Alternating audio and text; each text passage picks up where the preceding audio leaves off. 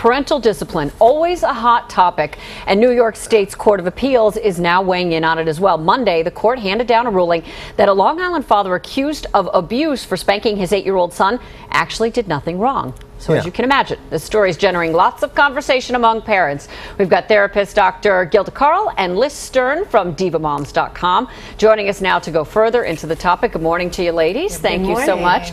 So the father said that he disciplined his son for cursing, which I think everybody would agree. Cursing at another adult is absolutely not appropriate. What do we think about his decision and the court's decision? Well, I think first of all, one size does not fit all. And every situation is different, and every person is different, and every child is different.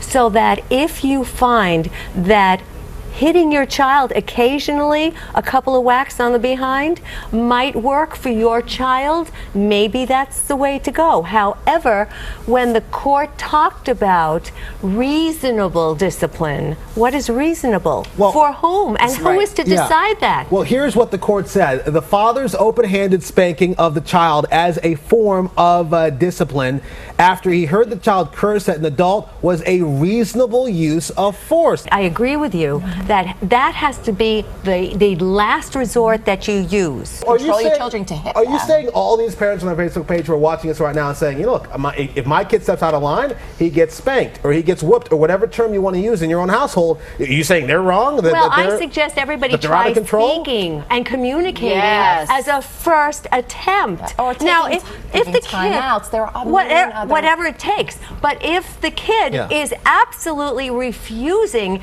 any of those things, then a parent does lose his or her temper. Is that right? No. There's the 80-20 rule. You only see 20% of what's really going on in your life. If you're upset with the kid's parent, the other parent, with the kid's father or mother, and then you slap him because of that, you've got to do a lot of analysis. She'll say, well, I put soap in your mouth when you were I got that too. And you turned out okay, right? You turned out all right.